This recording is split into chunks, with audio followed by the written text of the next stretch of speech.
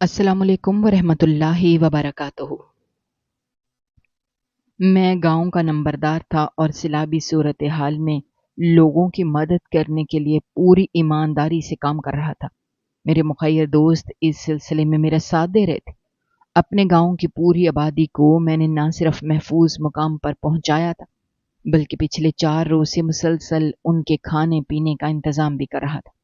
गांव की बूढ़ी अम्मा, जिनका बेटा और बहू सैलाब में बह गए थे, वो अपनी 2 यतीम पोतियों को लेकर रात के 4 बजे मेरी हवेली के दरवाजे पर खड़ी थी। मैं नींद से उठकर जब उनके सामने पहुंचा तो बूढ़ी अम्मा ने ऐसी बात कह दी कि मैं शर्म से जमीन में गड़ गया, क्योंकि मेरा नाम चौधरी रहमत है। और अगर मैं सच कहूं तो अपनी जिंदगी में मैंने कभी ये नहीं सोचा था कि लोग मुझे किस नज़र से देखते हैं या मेरे बारे में दिल में क्या राय रखते हैं। बस मैंने हमेशा अपनी दुनिया में रहकर अपनी मर्जी से जिंदगी गुजारी। गांव वाले मुझे इज्जत देते थे, मुझे सलाम करते थे, मुझे चौधरी साहब कहकर पुकारते थे। लेकिन हकीकत ये थी कि मैं उनके लिए कभी भी कोई सहारा ना बन सका। न मैंने उनके दुख दर्द में साथ दिया और न कभी सोचा कि उनकी हालत बेहतर करने के लिए मुझे क्या करना चाहिए। मेरे खेत बड़े थे, मेरी ज़मीन वसी थी, मेरी हवेली गांव में सबसे नुमायां थी, लेकिन इस सब के बावजूद मेरी सोच सिर्फ अपनी ज़ात तक महदूद रही। मैंने हमेशा ये समझा कि इज्जत लेना ही काफ़ी है, देना ज़रूरी नहीं। लेकिन वक्त ने मुझे दिखाया कि ये सोच कितनी गलत है। मेरी हवेली में कई गरीब लोग काम करते थे। कुछ मजदूर थे जो खेतों में दिन रात मेहनत करते थे, कुछ नौकर थे जो हवेली के अंदर के काम संभालते थे। मैं उन सबको उतने ही पैसे देता कि वो मुश्किल अपने घर का चूल्हा जला सकें। उन्होंने कभी मुझसे ज्यादा की उम्मीद ना बांधी और मैंने कभी उनकी उम्मीदों को हकीकत में बदलने की कोशिश ना की। कभी किसी के बीमार होने पर हाल ना पूछा, कभी किसी बच्चे के लिए दवा या कपड़े ना दिए। मैं ये सब देखता भी था और नज़रअंदाज भी कर देता था। मुझे लगता था ये सब लोग मेरे मोहताज हैं और बस मुझे सलाम करने से खुश रहेंगे। लेकिन यह हकीकत सिर्फ इस दिन बदलने लगी जब गांव पर क़यामत टूट पड़ी। सैलाब का नाम हमने पहले भी सुना था, लेकिन इस बार पानी ने वो हाल किया कि सब कुछ बहा कर ले गया। दरिया की लहरें शोर मचाते हमारे खेतों की तरफ बढ़ीं। पानी ने पहले फसलों को लपेटा, फिर घरों में दाखिल हो गया और आहिस्ता आहिस्ता हवेली तक पहुंच गया। मैंने अपनी आंखों के सामने अपने माल मवेशियों को डूबते देखा। भैंस और गायें जो बरसों की मेहनत से पाली थी, वो एक एक करके पानी की नजर हो रही थी। वो मंजर ऐसा था कि मेरा दिल कांप गया। मैं पहली बार जिंदगी में बेबस हो गया। मेरी हवेली, जिसे मैं मजबूत समझता था, उसमें भी पानी भरने लगा और मुझे यूं लगा जैसे मेरा गरूर मेरे सामने डूब रहा है। उस दिन पहली बार ख्याल आया कि शायद जिंदगी ज्यादा बाकी नहीं, शायद मौत करीब है। और अगर ये लम्हा आखिर है तो कम अज कम मैं अपने गुनाहों को किसी अच्छाई से कम करने की कोशिश तो कर सकता हूँ।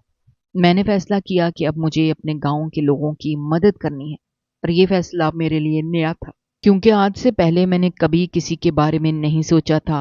पूरे गांव के लोग मुझसे डरते थे, लेकिन हकीकत ये थी कि अगर इस मुश्किल वक्त में कोई कुछ कर सकता था तो वो सिर्फ मैं था। मेरे पास वसाइल भी थे, मेरे पास ताकत भी थी और शहर में मेरे कुछ ऐसे दोस्त भी थे जो बड़े बड़े बिजनेसमैन थे। वो फैक्ट्रियों के मालिक थे और उनके पास पैसा भी था, असर व रसूख भी था। मैंने सबको फ़ोन किया और कहा मुझे अपने गांव के लिए मदद चाहिए, क्योंकि ये लोग सब कुछ खो चुके हैं। मेरे दोस्तों ने मेरी आवाज़ पर लब्बैक कहा और दिल खोल कर पैसे भेजे, ट्रक भेजे, कुछ लोग भेजे जो मेरे साथ काम कर सकें। गाड़ियां भी आईं जिनके ज़रिए हमने लोगों को महफूज मकामात पर पहुंचाया। उस लम्हे मेरी आंखों के सामने वो मंजर था जो शायद कभी ना भूलेगा। औरतें बच्चों को सीने से लगाए पानी से भाग रही थीं। बूढ़े लोग लकड़ी का सहारा लेकर चल रहे थे। नौजवान सब कुछ छोड़कर अपने घरों से निकल रहे थे। वो सब जिन्हें मैंने हमेशा छोटा समझा था, आज मेरी तरफ देख रहे थे जैसे मैं उनका सहारा हूं। मैंने उन सबको हौसला दिया और कहा, जब तक मैं जिंदा हूं किसी को भूखा नहीं रहने दूंगा। मैंने अपने आदमियों को हुक्म दिया कि सबको एक महफूज जगह पर ले जाया जाए, वहां पर खैमे लगाए जाएं। मैंने बावर्चियों को बुलाया और कहा, 3 वक्त का खाना हर हाल में तैयार होना चाहिए। میں نے کپڑوں اور ادویات کا بھی انتظام کیا جو شہر سے میرے دوستوں نے بھیجے تھے۔ گاؤں والے حیران تھے، ان کی آنکھوں میں وہ ڈر نہ رہا جو ہمیشہ میرے ذکر سے آتا تھا۔ اب وہ مجھے ایسے دیکھ رہے تھے جیسے میں ان کا اپنا ہوں۔ کئی عورتیں میرے سامنے دعا کے لیے ہاتھ اٹھا رہی تھیں، کئی بوڑھے میرے قدموں میں آنسو بہا رہے تھے، بچے میرے پاس آ کر چمٹتے تھے، اور یہ سب دیکھ کر مجھے احساس ہوا کہ شاید زندگی کا اصل سکون یہی ہے۔ یہ عزت نہیں جو زبردستی لی جائے، بلکہ وہ عزت جو دل سے دی جائے۔ میں نے محسوس کیا کہ میرا دل نرم ہو رہا ہے اور میں پہلی بار اپنے گاؤں والوں کو اپنی فیملی کی طرح دیکھ رہا ہوں۔ ایک انتہائی بوڑھا آدمی تھا جو اپنے چھوٹے سے پوتے کے ساتھ مشکلوں کا سامنا کر رہا تھا۔ اس نے کہا، چودھری صاحب، میری جان بچائیں نہ بچائیں، میرے پوتے کی جان بچا لیں۔ میں نے کہا، تمہیں بھی بچائیں گے، تم ہمارے گاؤں کے بزرگ ہو، ہمارے باپ دادا کی عمر کے ہو۔ تب اس نے ایک بات کہی جو میرے دل کو لگ گئی۔ اس نے کہا، چودھری صاحب، اوپر اللہ ہے اور نیچے ہم غریبوں کے لیے آپ ہیں۔ یہ بالکل وہی بات ہے جو کسی شرارتی بچے کو ماں کہتی ہے، نہیں نہیں میرا بیٹا تو بڑا پیارا ہے، میرا بیٹا تو بالکل شرارت نہیں کرتا، میرا بیٹا تو بہت اچھا ہے۔ اور تھوڑی دیر کے لیے وہ شرارتی بچہ بھی نیک بن کے بیٹھ جاتا ہے اور واقعی شرارت چھوڑ دیتا ہے۔ لیکن یہ بات سچ تھی کہ میں نے ماضی میں اتنے گناہ کیے تھے کہ وہ سارے بھی میری اس نیکی سے دھل نہیں سکتے تھے، پر یہ نہیں پتا تھا کہ آگے کیا ہوگا۔ رات کو جب میں تھکا ہارا اپنے خیمے میں بیٹھا تو سوچ رہا تھا، اگر یہ سب نہ ہوتا تو میں کبھی نہ جان پاتا کہ لوگوں کے دل جیتنے کا اصل طریقہ کیا ہے۔ اگر یہ سیلاب نہ آتا تو شاید میں ساری زندگی اپنی حویلی کے اندر غرور میں ڈوبا رہتا اور مر کر بھی اپنے پیچھے بد دعا کے سوا کچھ نہ چھوڑتا۔ لیکن قدرت نے مجھے موقع دیا کہ میں بدل جاؤں اور اپنے کیے کا کفارہ ادا کروں۔ میں نے دل ہی دل میں عہد کیا کہ یہ لمحاتی نیکی نہیں ہوگی، بلکہ اب میری پوری زندگی کا راستہ یہی ہوگا۔ آنے والے دنوں میں نے گاؤں کے لیے مستقل منصوبے بنائے۔ میں نے سوچا سیلاب کے بعد ان کے گھر دوبارہ تعمیر کیے جائیں، ان کے بچوں کے لیے اسکول بنایا جائے تاکہ وہ جہالت نہ جھیلیں جو نسلوں سے ان کا مقدر بنی ہوئی تھی۔ میں نے صحت کے لیے ایک ڈسپینسری بنانے کا فیصلہ کیا تاکہ ہر بیمار کو دوا وقت پر مل سکے۔ میں نے کسانوں کے لیے بیج اور کھاد کا انتظام کرنے کا وعدہ کیا تاکہ ان کے کھیت دوبارہ سرسبز ہو سکے۔ اور یہ سب میں نے اس لیے کیا کیونکہ مجھے پہلی بار احساس ہوا کہ اصل چودھری وہ نہیں جو صرف حکم چلائے، اصل چودھری وہ ہے جو اپنے لوگوں کے لیے جیے اور مرے۔ میں اپنے کاموں میں لگا ہوا تھا، روزانہ نئی نئی کہانیاں سننے کو مل رہی تھیں۔ کوئی اپنے ماں باپ سے بچھڑ گیا تو کسی کی اولاد پانی میں بہہ گئی۔ بہت ہی سخت وقت تھا۔ میری بیوی جو کہ میری اصلیت اچھی طرح جانتی تھی، کیونکہ ایک مرد کو سب سے زیادہ اس کی بیوی ہی جانتی ہے، اس کے ساتھ میں نے ہمیشہ برا کیا تھا۔ میں نے باہر کی عورتوں کے ساتھ تعلقات رکھے اور اپنی بیوی کو ہمیشہ دھوکہ دیا۔ جب کبھی میری بے وفائی پکڑی جاتی تو میں شرمندہ ہونے کے بجائے الٹا اسی پر ہاتھ اٹھاتا اور غصہ کرتا رہتا تھا۔ میں نے اس کے ساتھ ایسا سلوک کیا جیسے وہ میری شریک حیات نہ ہو بلکہ قید میں رہنے والی قیدی ہو۔ آج وہی عورت اس مصیبت کے وقت میرے ساتھ کھڑی تھی، لیکن اس کے دل میں وہ زخم تھے جو میں نے سالوں تک دیے تھے۔ جب میں نے اس سے معافی مانگی تو اس نے مجھے سختی سے جواب دیا کہ وہ مجھے معاف نہیں کرے گی۔ میں نے کہا، مجھے معاف کر دو، کیونکہ بندہ پہلے کسی کو معاف کرتا ہے پھر اللہ بھی معاف کرتا ہے۔ مگر اس نے کہا، وہ مجھے اس لیے معاف نہیں کرے گی کہ کہیں اللہ بھی مجھے معاف نہ کر دے۔ اس کی آنکھوں میں وہ نفرت تھی جو برسوں کے دکھ سے جنم لیتی ہے۔ اور اس لمحے مجھے پہلی بار احساس ہوا کہ میں نے اپنی زندگی کی سب سے بڑی غلطی اپنی بیوی کے ساتھ ظلم کر کے کی۔ اس عورت سے میری کوئی اولاد نہ تھی اور یہی ایک بات تھی جسے میں نے اپنی خود غرضی کے لیے بہانہ بنایا۔ میں نے دوسری شادی کی اور اس سے اللہ نے مجھے ایک بیٹا دیا۔ وہ بیٹا جوان تھا اور باہر ملک میں پڑھائی کر رہا تھا۔ میں اکثر سوچتا اگر وہ اس وقت میرے ساتھ یہاں ہوتا تو شاید ان حالات میں سنبھالنا مشکل ہو جاتا، لیکن میں شکر ادا کرتا رہا کہ وہ باہر محفوظ ہے، کیونکہ یہاں ہر لمحہ ایک نئی آفت کے ساتھ آ رہا تھا۔ میری پہلی بیوی نے بھی مجھے چھوڑ دیا، وہ میرا ساتھ چھوڑ کر کہیں اور چلی گئی۔ میں اکیلا رہ گیا، صرف ایک بیٹے پر میرا سہارا تھا اور وہ بھی ہزاروں میل دور بیٹھا تھا۔ اس مصیبت نے میرے گاؤں کو اجاڑ دیا تھا۔ لوگ اپنے بچوں کو پانی میں بہتے دیکھ کر چیخ رہے تھے۔ کئی ماں اپنے ہاتھوں سے लखते जिगर खोते देखती रहीं, लेकिन कुछ न कर सकीं। बड़े बूढ़े अपने मकानों की छतों पर खड़े मदद के लिए पुकारते रहे, मगर चारों तरफ पानी ही पानी था और कोई सहारा न था। मैं दिन भर लोगों के दरमियान रहा, उन्हें बचाने की कोशिश करता रहा, लेकिन रात जब ढली, मैंने सोचा शायद अब थोड़ा सुकून मिलेगा, मगर मुझे मालूम न था कि मेरे लिए भी एक बड़ी आजमाइश अंधेरों में मेरा इंतजार कर रही है, क्योंकि जिंदगी ने अभी मेरा हिसाब पूरा नहीं किया था और मेरे माजी के गुनाहों का बोझ मेरे सामने खड़ा होने वाला था।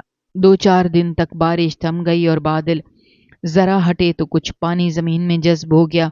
हमारी हवेली ऊंची जगह पर बनी हुई थी, इसलिए फार्म से पानी उतर गया, लेकिन हर तरफ कीचड़ और गंदगी रह गई। हवेली के सहन में बदबू फैली हुई थी और कचरे जैसा मंजर बन गया था। साफ करना फिलहाल मुमकिन न था, क्योंकि सबको डर था मजीद बारिशें भी हो सकती हैं, इसलिए सफाई का काम मौखर कर दिया गया। लेकिन हम लोग अपनी हवेली में वापस शिफ्ट हो गए। बाकी के लोग भी अब भी उसी तरह महफूज मकाम पर थे और उनका खाना पीना और दूसरी ज़रूरियात पूरी करने के लिए इंतज़ाम जारी था। रातें काली और खौफजदा कर देने वाली होती थीं और दिन भर की थकन के बाद नींद आंखों पर भारी हो जाती, मगर सुकून फिर भी नहीं था। एक रात का जिक्र है, जब सुबह 4 बजे का वक्त हो रहा था, मैं बड़ी मुश्किल से सोया था। अचानक दरवाजे पर जोर जोर से दस्तक शुरू हो गई। पहले मैंने करवट बदल कर बर्दाश्त करने की कोशिश की, लेकिन जब दस्तक रुकने का नाम ही ना ले तो मजबूरन बिस्तर छोड़ मेरा दिल चाह रहा था कि कोई नौकर जाकर दरवाज़ा खोल दे, मगर वो सब बेचारे दिन रात कामों में लगे हुए थे। कोई सो रहा होगा, कोई ड्यूटी पर होगा। इसलिए मैंने गुस्सा न किया और खुद ही जाकर दरवाज़ा खोला। सामने एक बूढ़ी औरत खड़ी थी, उसके साथ 2 जवान लड़कियां थीं, जिनके चेहरे मासूमियत और उदासी से भरे हुए थे। वो दोनों ऐसे लगती थीं जैसे अभी अभी जवानी की दहलीज पर कदम रखा है। बूढ़ी औरत ने हाथ जोड़ते हुए कहा, चौधरी साहब, आप हमारे गांव के नंबरदार हैं और हमारे बाई बाप हैं। मुझे आपसे एक ज़रूरी बात करनी है। उसके लहजे में इतनी आजिज़ी थी कि मैं कुछ सख्त ना बोल सका। औरतों का मामला वैसे भी इज्जत और एहतराम वाला होता है। मैंने उनको अंदर आने का इशारा किया और करीब के कमरे में बिठाया, जहां ज़मीन तो गंदी थी मगर चारपाइयाँ रखी थी। मैंने कहा, जी फरमाइए, क्या मामला है?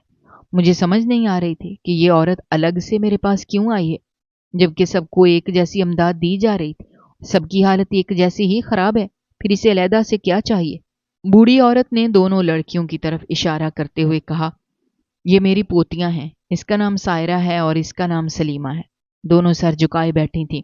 उनके चेहरों से वाज़ेह था कि वो सख्त सदमे में हैं।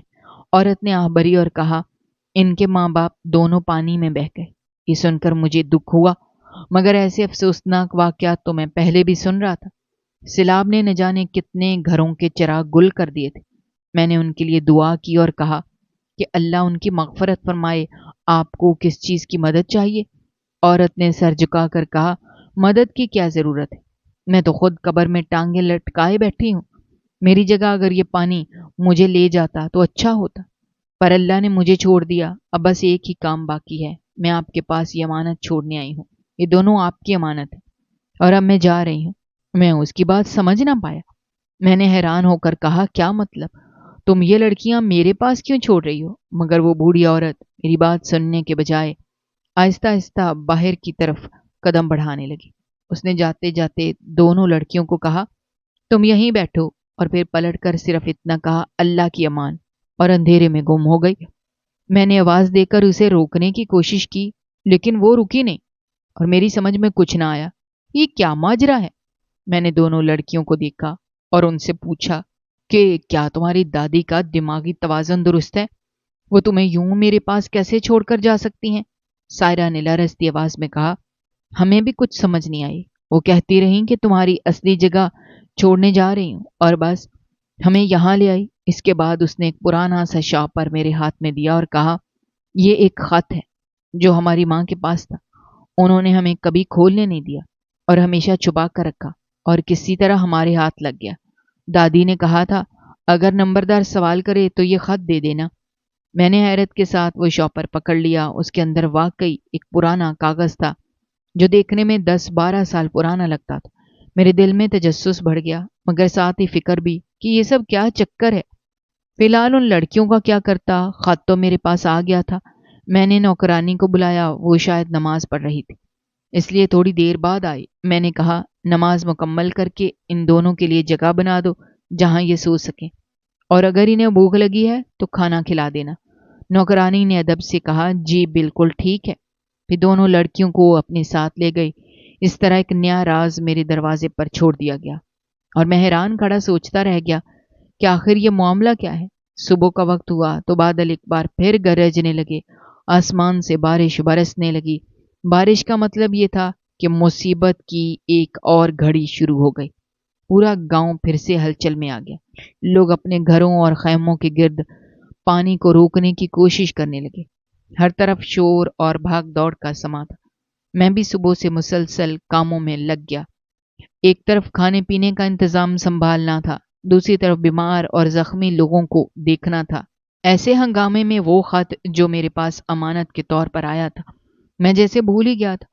دل کے کسی کونے میں خیال آتا ضرور تھا، مگر وقت کی تنگی اور حالات کی شدت نے مجھے موقع ہی نہ دیا۔ اسی دوران میری بیوی کو ان دونوں لڑکیوں کے بارے میں پتہ چل گیا۔ نوکرانی نے صرف اتنا بتایا جتنا میں نے اسے کہا تھا، کہ ان کے لیے رہنے کی جگہ دے دی گئی ہے اور کھانے پینے کا انتظام بھی کر دیا گیا ہے۔ اس کے علاوہ کچھ نہیں بتایا۔ دن بھر میرا سامنا بیوی سے نہیں ہوا، کیونکہ وہ اپنے کمرے میں رہی اور میں کاموں میں الجھا رہا۔ شام کے وقت جب میں تھکن سے چور ہو کر حویلی میں داخل ہوا تو اس نے میرے سامنے آ کر سوال کیا کہ یہ لڑکیاں کون ہیں اور کیوں ہمارے گھر آئی ہیں۔ اس کے سوال پر مجھے اچانک یاد آیا کہ میں نے تو خط پڑھنا تھا۔ میں نے اس سے کہا، جس بات کا مجھے خود علم نہیں اس کا جواب میں تمہیں کیسے دوں؟ پہلے مجھے خود معلوم کرنا ہے، پھر میں تمہیں سب بتا دوں گا۔ میری بات سن کر اس نے مجھے شک بھری نظروں سے دیکھا، کیونکہ وہ ہمیشہ سے میری فطرت جانتی تھی اور اسے ہمیشہ مجھ پر اعتماد نہ رہا تھا۔ میں نے بحث کو وہیں ختم کیا اور اپنے کمرے میں چلا گیا۔ دل میں عجیب سا بوجھ تھا اور دماغ میں ہزاروں سوال تھے۔ میں نے شاپر کو ہاتھ میں اٹھایا اور اس خط کے اندر سے نکالا۔ کاغذ پر پرانی حالت میں تھا اور حروف ایسے لگتے تھے جیسے وقت کے ساتھ پیلے پڑ گئے ہوں۔ میں نے سانس روک کر خط کھولا اور پڑھنا شروع کیا۔ ابھی میں نے پہلا ہی لفظ پڑھا تھا کہ میرا دل زور سے دھڑکا۔ خط کی ابتدا میں لکھا تھا، میں منیبہ آج تمہیں یہ بات بتانا چاہتی ہوں رحمت۔ جیسے ہی میری نظر منیبہ کے نام پر پڑی تو ایک بجلی سی میرے اندر سے گزری۔ مجھے لگا جیسے کسی نے میرا گریبان پکڑ کر ماضی کی اندھیری گلیوں میں پھینک دیا ہو۔ اچانک پرانی یادیں زندہ ہو گئیں، وہ سب لمحے جنہیں میں نے برسوں کے دھوئیں اور غفلت کے پیچھے دفنا دیا تھا، وہ سب ہاتھ پکڑ کر میرے سامنے کھڑے ہو گئے، اور میرا دماغ ایک لمحے میں پیچھے کی دنیا میں جا گرا جہاں ایک کہانی دفن تھی اور وہ مجھے اپنی گرفت میں لے رہی تھی۔ منیبہ جمال ہمارے پورے گاؤں کی سب سے حسین اور سب سے پڑھی لکھی لڑکی سمجھی جاتی تھی۔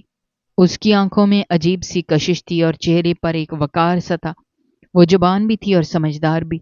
اس کی ہر ادا میں ایک نرمی اور شائستگی جھلکتی تھی۔ گاؤں کے لوگ اکثر کہا کرتے تھے کہ اللہ نے اسے حسن کے ساتھ عقل بھی دی ہے، حساب دی ہے، اور اس کے باپ کو اس پر بڑا مان بھی تھا۔ حالانکہ وہ لوگ کمی تھے، لیکن اس کا باپ ہمیشہ کہا کرتا تھا کہ اپنی بیٹی کو ایسے ہی کسی کے حوالے نہیں کروں گا، بلکہ اسے اچھے اور عزت والے خاندان میں بیاہوں گا۔ یہ بات گاؤں بھر میں زبان زد عام تھی کہ جمال اپنی بیٹی کو کسی معمولی گھرانے میں رخصت نہیں کرے گا۔ جب میری نظر پہلی بار منیبہ پر پڑی تو دل کی دنیا یکدم بدل گئی۔ میں نے سوچا بھی نہیں تھا کہ میں کسی کے پیچھے پاگل ہو جاؤں گا، لیکن منیبہ کو دیکھنے کے بعد دل کا چین اور سکون سب چھن گیا۔ میں دن رات اسی کے خیالوں میں رہنے لگا۔ ہر وقت ایک ہی سوچ میرے دماغ میں گونجتی رہتی کہ منیبہ کو حاصل کرنا ہے کسی نہ کسی طرح سے۔ میں اسے اپنے قریب لانا چاہتا تھا اور خود کو سمجھانا بھی تھا کہ گاؤں کا نمبردار ہو کر میرے لیے یہ کوئی مشکل بات نہیں ہے، لیکن حقیقت ہمیشہ خوابوں سے مختلف ہوتی ہے۔ اسی دوران حالات نے رخ بدلا اور اچانک خبر آئی کہ منیبہ کا نکاح ہو گیا ہے۔ نکاح بھی کسی بڑے گھرانے میں نہیں، بلکہ ایک ایسے گھرانے میں ہوا جو غریب تھا، کمی تو نہیں تھا، لیکن دوسروں کی زمین پر مزدوری کیا کرتا تھا۔ یہ خبر میرے لیے کسی بجلی کی طرح گری تھی۔ میں نے سوچا میرے ہوتے ہوئے منیبا نے ایک مزدور کا انتخاب کر لیا اور مجھے نظر انداز کر دیا۔ یہ بات میرے دل کو بری طرح لگی۔ میرے سینے میں آگ بھڑک اٹھی۔ مجھے لگا جیسے میرے غرور کو کچل دیا گیا ہو۔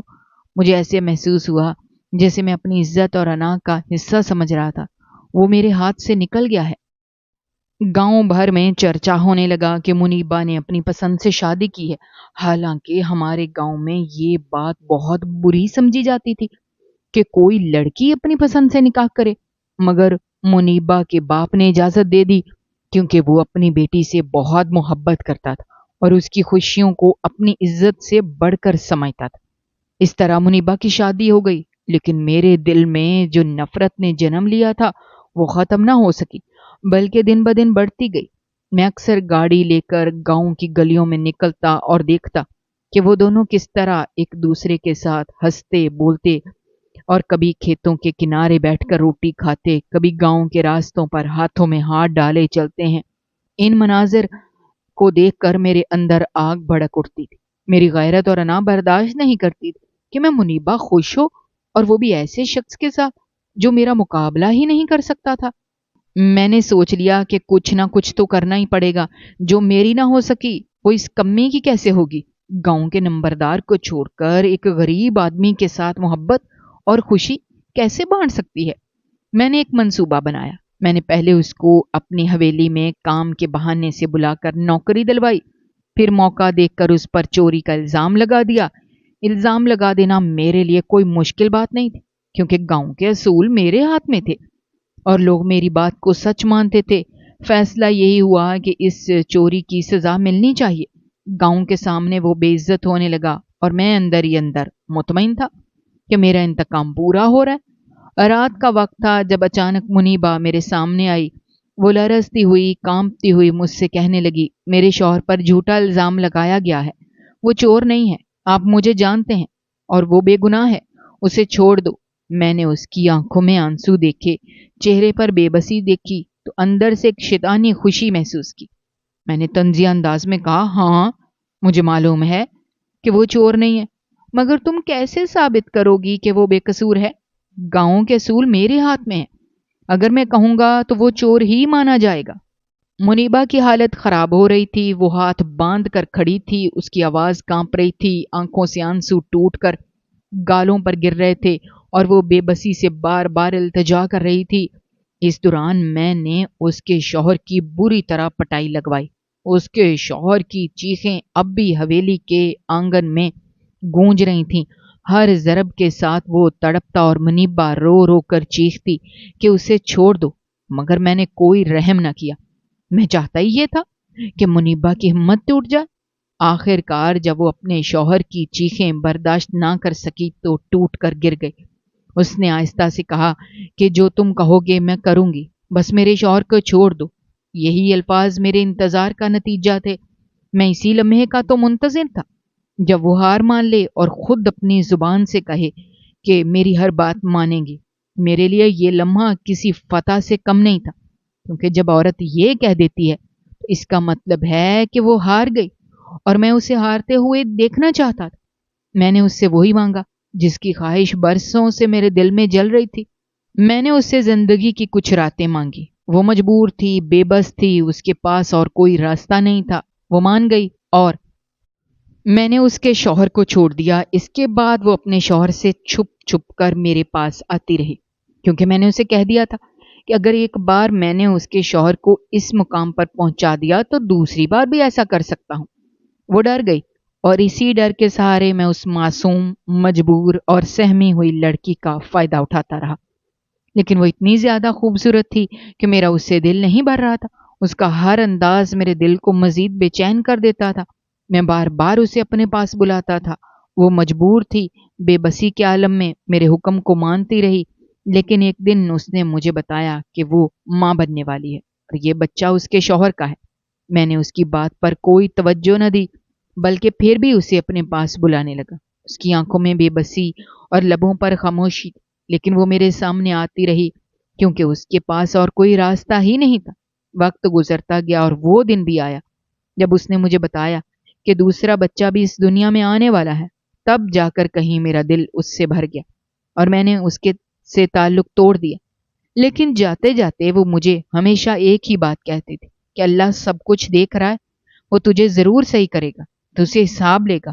اس کی آنکھوں کی وہ نمی اور لہجے کی وہ لرزش آج بھی میری روح کو زخمی کرتی ہے۔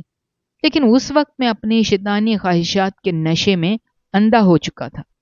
ان دنوں میری زندگی خوشحالی کی طرف بڑھ رہی تھی، میری زمینوں پر فصلیں خوب لہلہا رہی تھیں، شہر میں نے ایک نیا کاروبار شروع کیا اور اللہ نے مجھے اس کاروبار میں بہت زیادہ ترقی دی۔ میرے پاس دولت، شہرت اور اثر و رسوخ سب کچھ آنے لگا۔ میں سوچنے لگا کہاں ہے اس کا مکافات عمل؟ کیوں مجھ پر کوئی عذاب نہیں آیا؟ اگر میں نے واقعی برا کیا ہوتا تو آج میرے ساتھ برے حالات ضرور ہوتے۔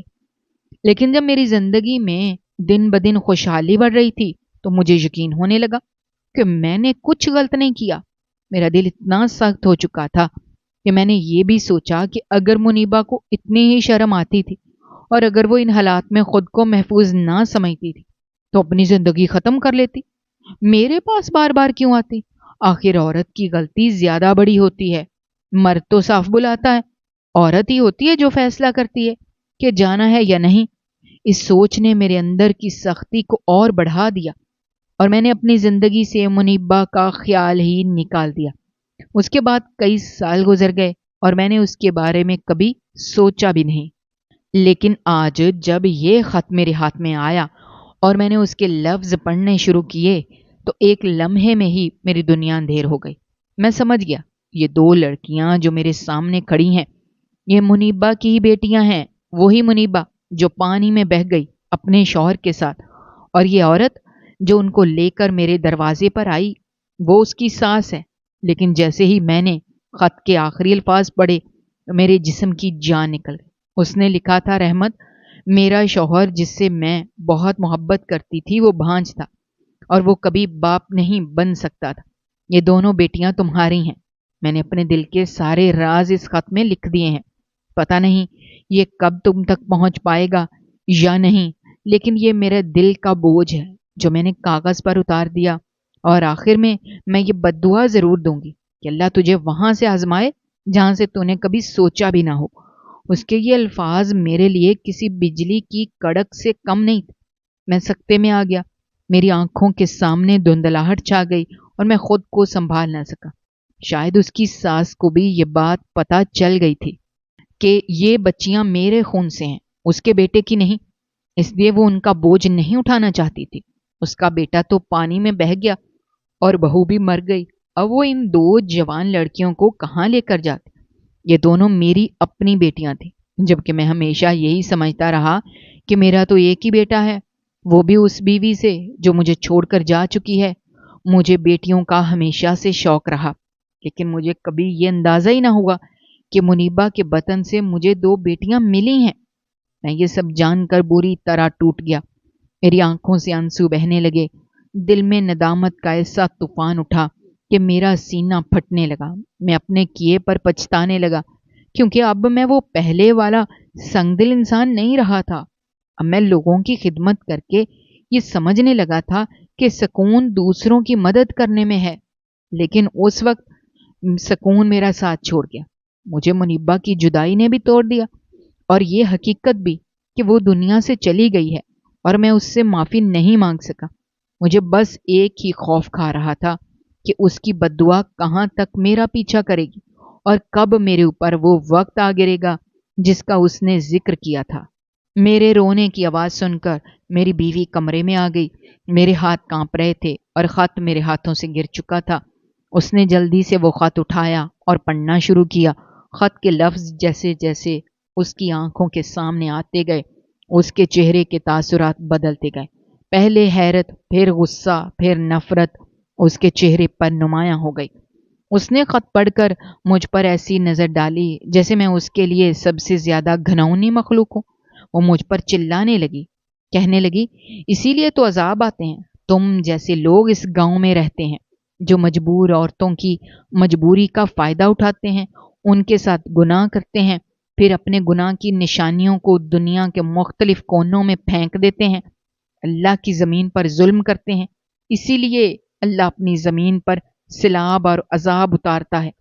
وہ مجھے دیکھتی رہی اور بولی کہ تو بڑا بدقسمت نکلا چودھری رحمت، تیرے ناجائز تعلق کی 2 نشانیاں تیرے سامنے کھڑی ہیں، یہ دونوں تیری بیٹیاں ہیں، اب ساری زندگی ان کو سنبھالنا، ورنہ آخرت میں یہی دونوں تیرے خلاف گواہی دیں گی کہ ہمارے باپ نے ہمیں پیدا کیا اور پھر چھوڑ دیا، ہم یتیم ہو کر دنیا بھر میں ذلیل ہوتے رہے اور ہمارا باپ زندہ ہونے کے باوجود ہمارے لیے مر گیا تھا۔ اس کی باتوں نے مجھے ہلا کر رکھ دیا، میرا دماغ سن ہو گیا، میں ابھی اپنے احساس جرم سے باہر نہیں نکلا تھا، اچانک خبر ملی ایک بڑا سیلابی ریلا تیزی سے ہماری طرف بڑھ رہا ہے۔ وہ ریلا ایسا تھا کہ اپنے سامنے آنے والی ہر چیز کو بہا کر لے جا رہا تھا، لوگ چیخ رہے تھے، بھاگ رہے تھے، سب اپنی جانیں بچانے کی فکر میں تھے۔ میں نے سنا تو دل بیٹھ گیا۔ ہماری حویلی ہمیشہ گاؤں میں سب سے محفوظ سمجھی جاتی تھی کیونکہ وہ اونچی جگہ پر بنی ہوئی تھی، لیکن اب ہمیں صاف بتایا جا رہا تھا کہ ریلا اتنا شدید ہے کہ اونچائی اور نچائی سب کو برابر کر دے گا۔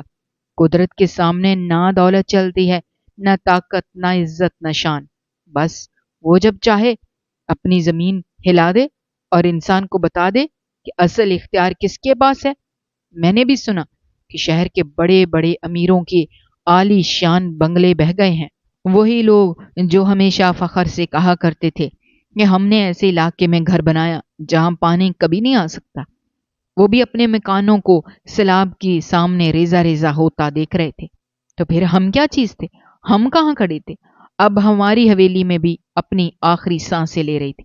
پہلے تو صرف پانی اندر آیا تھا اور کچھ دنوں کے بعد نکل گیا تھا، لیکن اب پانی کو راستہ بنانا تھا، اور اس کا مطلب یہی تھا کہ حویلی کے اندر سے دریا گزر جائے گا۔ جب دریا گزر جائے گا تو پھر مٹی کا ڈھیر ہی باقی رہتا ہے۔ ہمارا سب کچھ تو پہلے ہی تباہ ہو چکا تھا، مال مویشی ڈوب گئے، کھیت کھلیان برباد ہو گئے، بچے بوڑھے سب مصیبت میں آ گئے۔ ایک حویلی ہی رہ گئی تھی، وہ بھی اب ڈوبنے والی تھی۔ ہم سب کو حویلی چھوڑنی پڑی۔ میں نے اپنے خاندان کو اکٹھا کیا، نوکروں کو ساتھ لیا، ان دونوں لڑکیوں کو بھی ساتھ بٹھا لیا اور ہم امدادی کیمپ کی طرف چل پڑے۔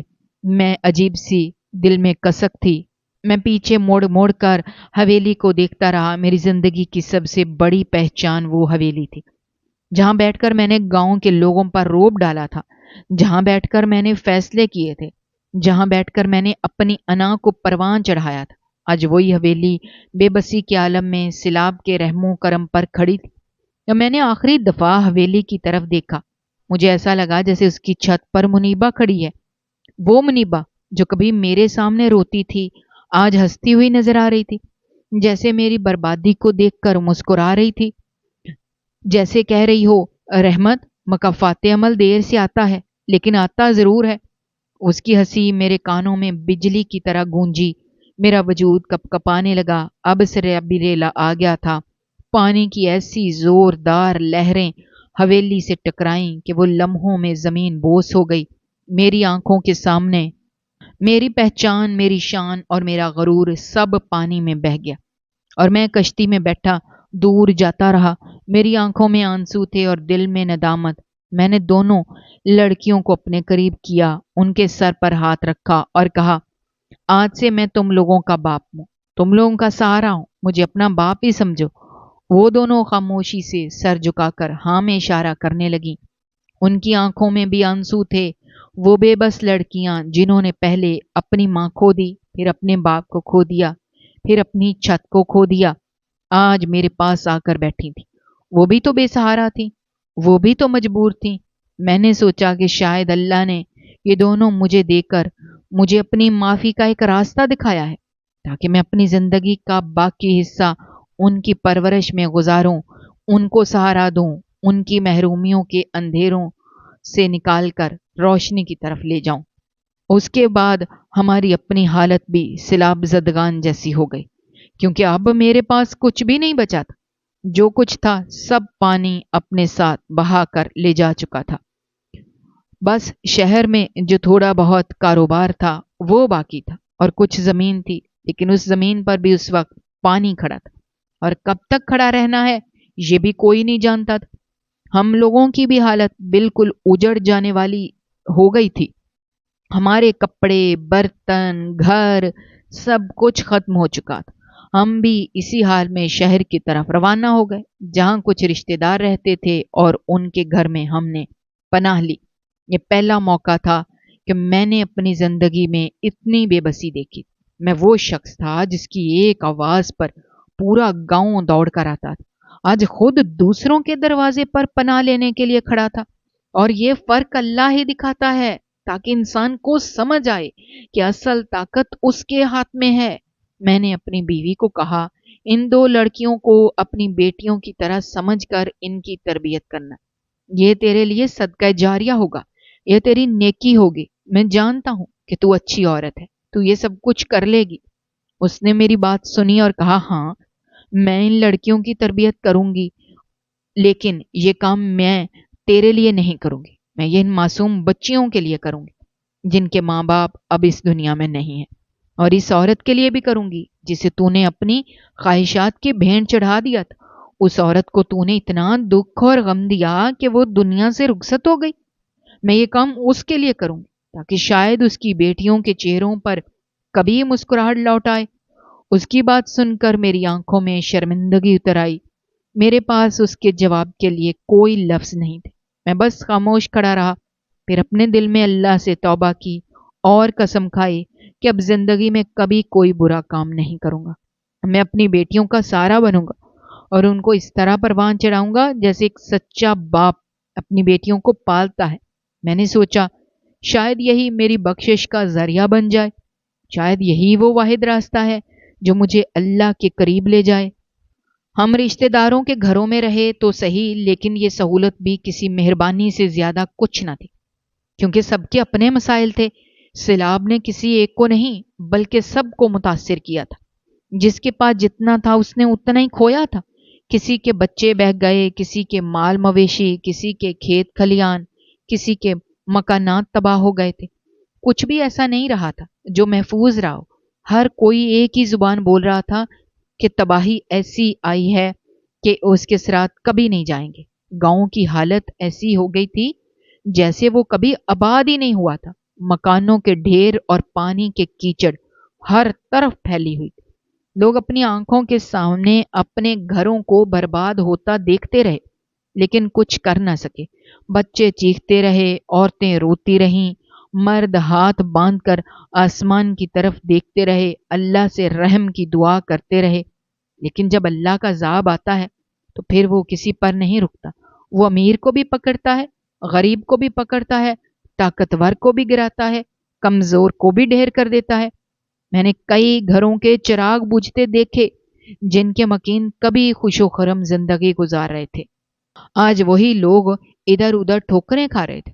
उनके पास कोई सहारा नहीं था, उनके चेहरे वीरान थे। मैं खुद भी उन्हीं में से एक बन चुका था।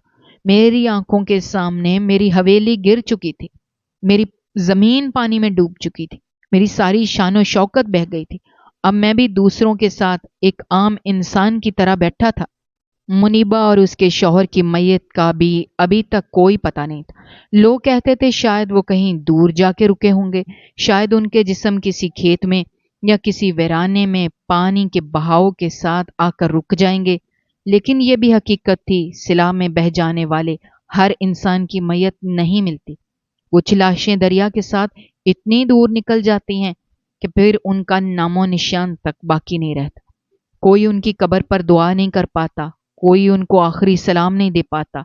उनके प्यारे रोते रह जाते हैं और दिल में यह हसरत लिए दुनिया से जाते हैं कि काश उनके प्यारे की मैयत को दफना देते। मैंने अपने चंद कारिंदों को हुक्म दिया कि अगर किसी को उनकी मैयत का पता चले तो उनको इज्जत के साथ दफनाया जाए, क्योंकि वो औरत जिसे मैंने जुल्म किया था अब दुनिया से जा चुकी है, और कम अज कम उसके जनाजे को इज्जत से दफन करना मेरा फर्ज है। शायद ये काम मेरी तौबा को कबूल करने का जरिया बन जाए, शायद उसकी मगफरत का जरिया बन जाए। अब मुझे यकीन हो चुका था कि लोग ठीक कहते हैं, जब अल्लाह नाराज होता है तो वो अपने गुस्से का इजहार कुदरती आफात के जरिए करता है, कभी जल्जले के जरिए, کبھی قحط کے ذریعے اور کبھی ایسے سیلاب کے ذریعے، اور ہمارے ملک میں تو ویسے ہی ظلم اپنی انتہا پر ہے۔ کچھ نفس پرست لوگوں نے معصوم اور مجبور لوگوں پر ظلم کی انتہا کر رکھی ہے۔ طاقتور کمزور کو رون دیتا ہے، دولت والا غریب کو کچل دیتا ہے، کوئی کسی کی عزت نہیں کرتا، کوئی کسی کا خیال نہیں کرتا۔ میں خود بھی انہی میں سے ایک تھا۔ میں نے بھی ایک مجبور عورت کی عزت لوٹی تھی، میں نے بھی اس کی زندگی تباہ کی تھی، لیکن اللہ نے مجھے جھنجھوڑ کر رکھ دیا اور اب مجھے ہدایت دے دی۔ میں نے اپنے دل میں پختہ ارادہ کیا کہ اپنی دونوں بیٹیوں کی پرورش سب سے بہتر انداز میں کروں گا، ان کو پڑھاؤں گا، لکھاؤں گا، اور جب وقت آئے گا ان کی شادی ایسے گھروں میں کروں گا جہاں وہ سکون اور عزت کی زندگی گزار سکیں۔ میں سوچتا رہا شاید یہی عمل آخرت میں میری بخشش کا ذریعہ بن جائے، شاید یہی وہ صدقہ جاریہ بن جائے جو میرے گناہوں کو مٹا دے۔ اب میری زندگی زیرو پر آ گئی تھی، میرے پاس نہ حویلی رہی، نہ زمین، نہ مال مویشی، کچھ بھی نہیں بچا تھا۔ اب سب کچھ دوبارہ زیرو سے شروع کرنا تھا، لوگوں کے ساتھ کیمپوں میں بیٹھ کر امداد کا انتظار کرنا تھا، دوسروں کے گھروں میں پناہ لینی تھی۔ ہر دن نئے مسائل سامنے آ رہے تھے، کبھی کھانے کی کمی ہو جاتی، کبھی دوائی، کبھی کپڑوں کی، لیکن سب سے بڑی کمی سکون کی تھی۔ سکون کہیں نہیں تھا، ہر کوئی بس یہی کہہ رہا تھا کہ زندگی کو دوبارہ زیرو سے شروع کرنا ہوگا۔ ہمیں نے اپنی بیوی کو دیکھا جو ان دونوں لڑکیوں کو بیٹیوں کی طرح سنبھال رہی تھی، وہ ان کے بال سنوارتی، ان کو کھانا دیتی، ان کو سمجھاتی کہ اب تمہیں ہمت رکھنی ہے، تمہیں ٹوٹنا نہیں ہے۔ یہ منظر دیکھ کر میرے دل کو کچھ سکون ملتا تھا، مجھے لگتا تھا شاید یہ سب کچھ میرا کفارہ ہے جو مجھے اللہ کے قریب لے جا رہا ہے۔ میں نے دل ہی دل میں دعا کی، یا اللہ مجھے ثابت قدم رکھ، مجھے میری توبہ پر قائم رکھ اور ان بچیوں کو میری بخشش کا ذریعہ بنا دے۔ اب میں آپ سے دعا چاہتا ہوں کیونکہ ہمارا امتحان ختم نہیں ہوا بلکہ ابھی شروع ہوا ہے۔ ہمیں دوبارہ اپنی زندگی بنانی ہے، دوبارہ کھڑا ہونا ہے، دوبارہ عزت کمانی ہے، اور یہ سب زیرو سے شروع کرنا ہے۔ اللہ ہمیں طاقت دے کہ ہم اپنے گناہوں کا کفارہ ادا کر سکیں، اپنی آنے والی نسلوں کو ایک بہتر راستہ دے سکیں۔ یہی میری زندگی کی سب سے بڑی دعا ہے، یہی میرا سب سے بڑا مقصد ہے، اور یہی میری آخری امید ہے کہ اللہ مجھے معاف کر دے اور مجھے اپنی رحمت میں جگہ دے۔ دوستو، ہماری آج کی یہ کہانی آپ کو کیسی لگی؟ کمنٹ باکس میں اپنی رائے کا اظہار کرنا مت بھولیے گا، اور اگر آپ ہمارے چینل پر نئے ہیں تو چینل کو سبسکرائب کرنا بھی مت بھولیے گا۔ شکریہ، اللہ حافظ۔